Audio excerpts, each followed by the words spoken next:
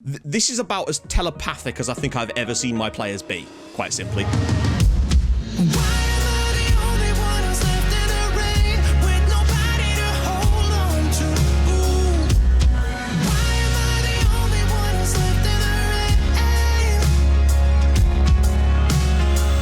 And welcome back to another episode of Rebuilding Bolton. If you've been enjoying the save, of course, drop a like, that'd be most helpful. So, Champions League it is. You could see the group on the screen. I thought we'd just jump straight in with this and show you it.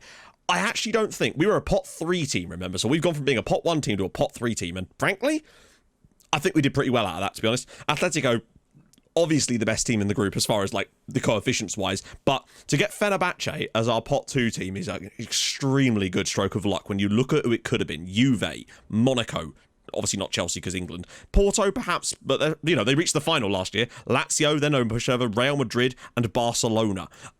So you can see that Fenerbahce is probably the best draw we could have got out of that, and also Werder Bremen.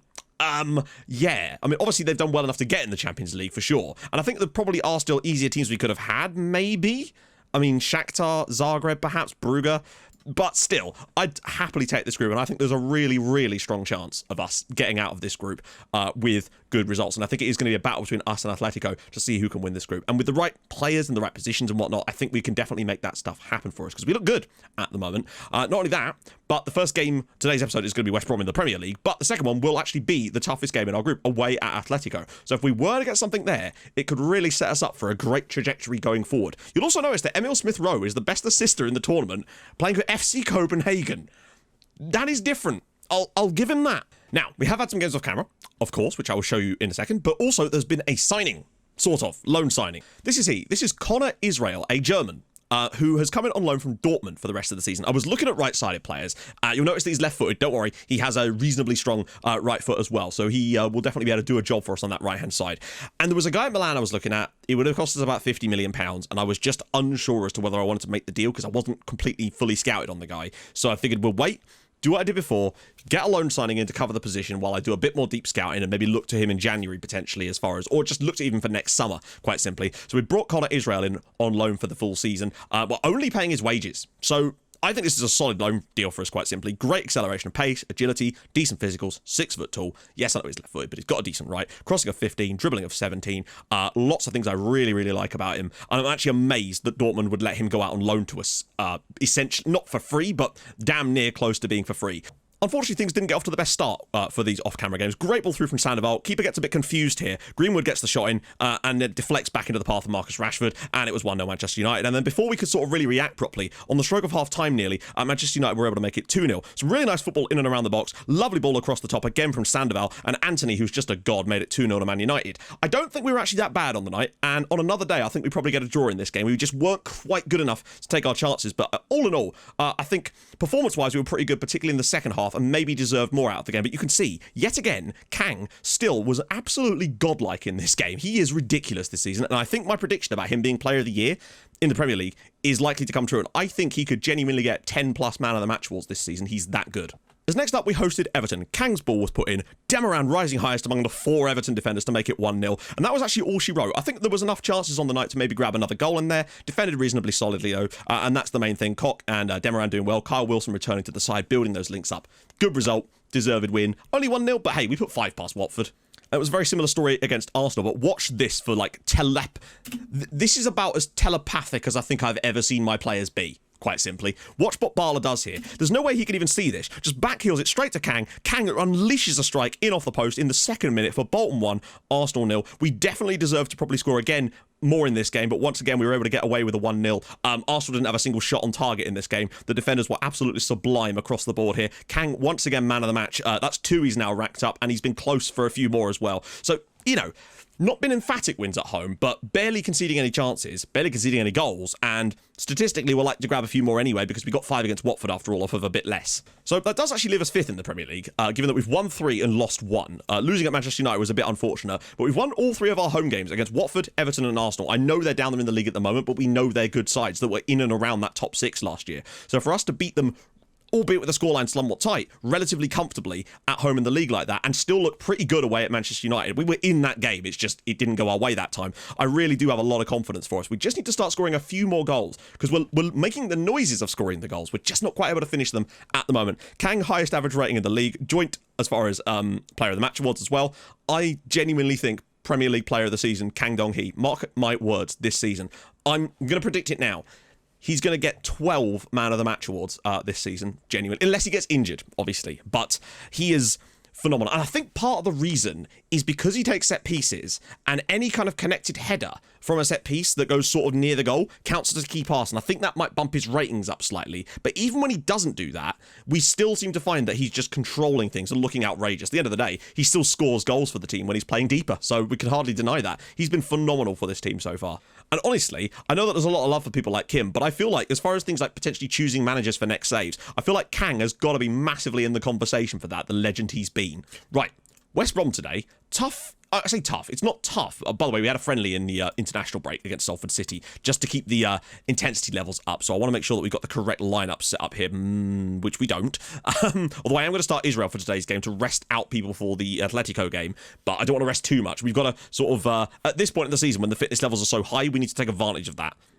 Kang will obviously play in the midfield instead of Ramon. Get that build up. Ramon will get game time, worry not. Geraldo's been solid as well this year. Nothing major, but solid. And there's no way in a billion years. Oh, Carl Wilson's got a slight knock again, actually, so Nezev will not come in, of course. That will very much be the realm of Carlos Mesa for today, I feel like. And I think Hung... Oh, no, wait, why would Hung not start? Even if he has had a bit of a rocky start to the year. Biggest problem for Hung has just been too many yellow cards so far. But I think this is probably going to be our lineup for today. I'm happy with that. But all in all, you'd expect us to come to the Hawthorns and win this game. We may have lost at Manchester United, but we were very much in that. So let's see what Israel's capable of when he gets to... Oh my goodness, look at the speed! The dribbling and the speed that he's got is certainly going to be a factor today, particularly going up against West Brom's probably slightly tired fullbacks later in this game. It just gives us a different option. And Koch has bruised his knee. Although it doesn't seem to be... I think he might be able to be okay. And now Nicky Murray has... Oh, God. 2 injuries in the first 6 minutes, although they don't look to be that serious. We'll just have to keep an eye on them. We've looked a bit average so far today. We need to pick this up a bit. Kang with the ball in. And it's head... Well, there we go. That's exactly what we needed. Demaran smashing a header in at the near post. West Brom 0. Bolton 1. Kang will grab the assist, of course. Oh, yep, we'll close down to do not start. Although I've clicked that button like 3 times, it doesn't seem to have done it. But that is a really important goal. We've had to rely on a little bit of set-piece magic lately because our... just frontline stuff hasn't quite... I mean, it's clicked as far as chance creation. They just haven't been able to put them away yet. So we've had to rely on someone like Demaran. Kim has now taken an injury. Good God, what is this game? There's been 3, like, little minor injuries in the first half of this match. Oh, Hung, seriously? He's gone? Wow. I was talking about Hung's issues with bookings, and that was his 4th booking of the season, followed immediately by his 5th. What is this match? What is this game? Okay, right. Well, we're going to have to change that. Had to shuffle a few things around a little bit. Manny Farmer's going to come on for Carlos Mesa, so we can have at least a balanced backline a little bit. But I'm a bit concerned about having 2 centre-backs in the shape that we're using. But you never know. Maybe it's a revolutionary tactic. I don't think so somehow. We'll have to sort of hang on and do what we can here. Israel. We are winning, though, I suppose. And that could give us a chance on the break, potentially. Israel can he get in the box, maybe. Goes back onto his left. A bit overly flary there, but... Oh, well, they're all doing it now. Israel...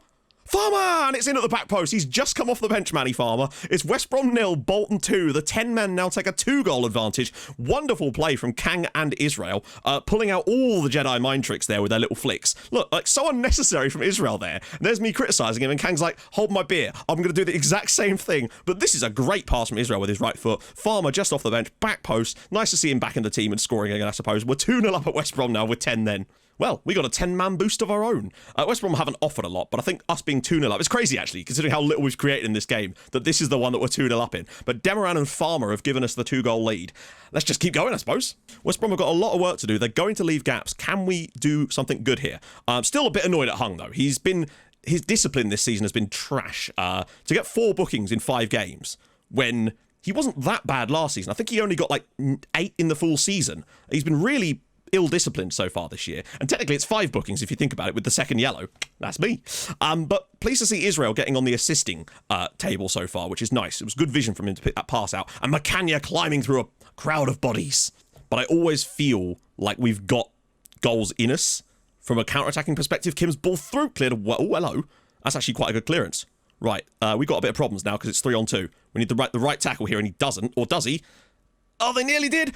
That's a great save again off of Chukwueze. Okay, there's some changes. I think maybe now I might make another switch in a minute, defensively, just to sort of shore things up, particularly now that we're 2 goals up. I want to solidify the back line a bit more. Right, make the change. So essentially what I've done is I've just brought on Mitar Nezev, taken off Geraldo, moved Kang into a solo Metsala in the midfield, and just gone straight back to the back 5 again, just to give us a bit more defensive ability in there with just 1 extra player in that back line, so we can control it a bit more, because West Brom was starting to get a bit of a head of steam up there, and it was starting to concern me, to be honest. They've now switched to a 4-4-2 themselves, so that's a good ball around the side for Lonsdale. Oh, Macanya's there again. These are the kind of games where Alex Macanya is an absolute boss, because West Brom have actually been pretty good. We don't want to concede too soon. It would still give them a bit of a chance. Oh, wow. And it's saved again by Macanya. Well, it looks like we're actually going to keep a clean sheet at the Hawthorns.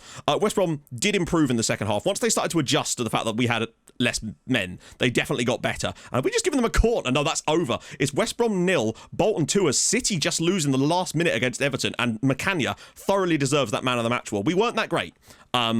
But I suppose, again, 10 men. Once we were up at 2-0, I suppose it didn't really matter. We just had to defend a little bit from that point. Farmer's goal, though, was extremely good at just alleviating any fears I once had. Right, into the next game is against Atletico. At least we won this one, and another clean sheet for the lads. Right then, we're back. It's away. It's Atletico. Our under-19s beat Atleti's under-19s 3-2, which is a really strong sign about everything, really. Tactically, what we've got, what they've got, under-19-wise anyway. Very exciting. Toughest game in our group is up first. I'm going to do a selection advice just to allow a bit more rotation so I can see who I want to play where. So Wilson's fit again, which is good. Hung can play here. He'll be suspended for the next league game, of course. We obviously want to bring in Kang. I actually cannot believe my assistant would even consider dropping Kang, but you know what he's like, to be honest. I want Christensen in for this game, Israel off the bench. I want Petrovic on that bench, and I want Farmer on that bench instead of Nezev. Oh, wait, hang on.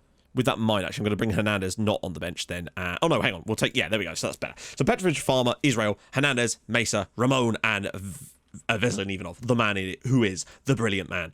What a weird sentence that is. It's crazy to me that Barlas has still yet to form any tactical familiarity with this tactic. Like, why? You've been here a year and a half, mate. And you're also completely natural with the role you're playing. It does seem weird that apparently he's finding it awkward there. I don't understand how he has no... What are you doing, Chukwueze? I mean, they're no mugs. Diego Simeone's still there. Any names I recognise? Well, Alfonso Davis is there, interestingly. Gravenberch.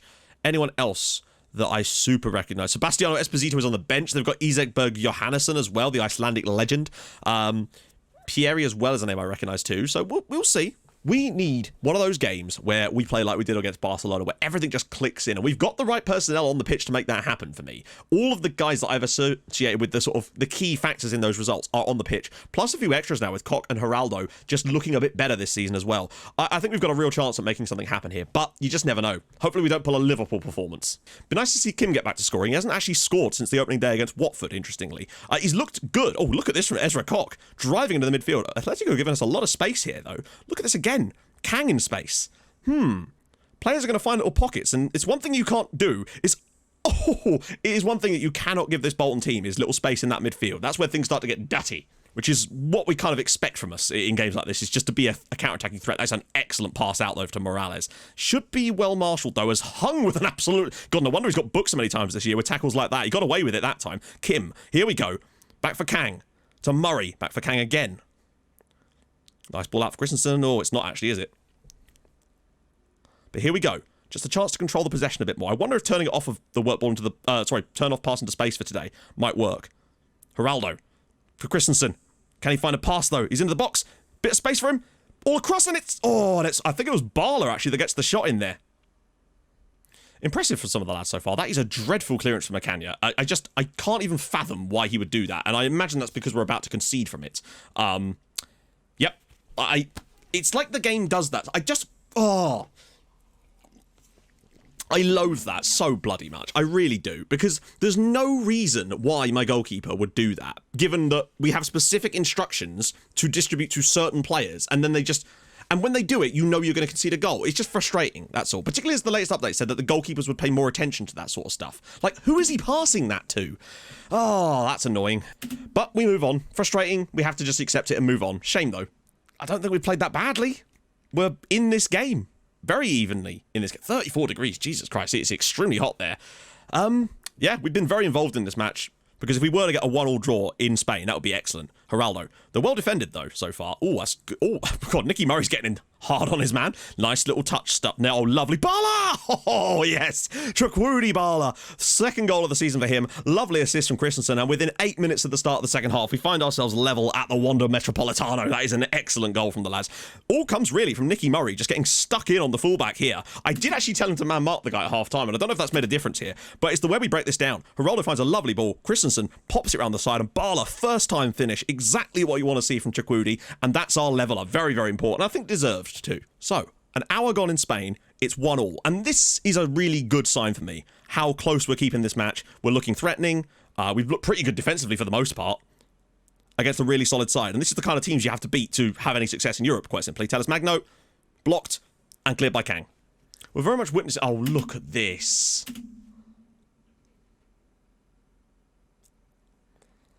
We've got away with that one there. I don't know why they just randomly do that sometimes. Like, we know for a fact that that's not how they're supposed to be set up, because if that was the case, every time we gave away a free kick, we would have a highlight like that, because they were completely leaving people unmarked. It's really weird. Doesn't matter, though. Atletico won, Bolton won.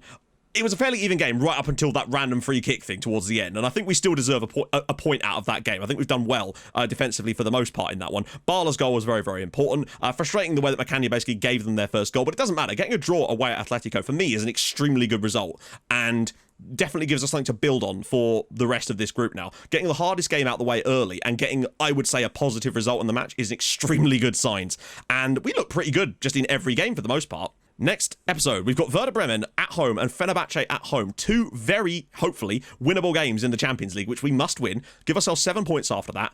And, yeah, I mean, you'd expect that, well, given the fact that Atletico have the same fixtures, you'd expect to find us both on 7 points after that, probably. But if they were to drop points, there's always a chance. We've got Chelsea off camera in there as well, with Crew in the EFL Cup. Good chance for Petrovic and the like. Newcastle away. A good little run in the league as well. If we can get a positive result at Chelsea, even a draw, then, you know, Newcastle at home, Burnley away, Bristol City at home. There's definitely more winnable games that could see us right up there in the title race, provided we don't really screw it up against Chelsea. Anyway, if you've enjoyed this episode, and I hope you have, I think we've had 2 solid performances-ish. Point is, we're still playing well. That's the main thing. So if you've enjoyed this, drop a like. If you're new to the channel, subscribe. That's sick.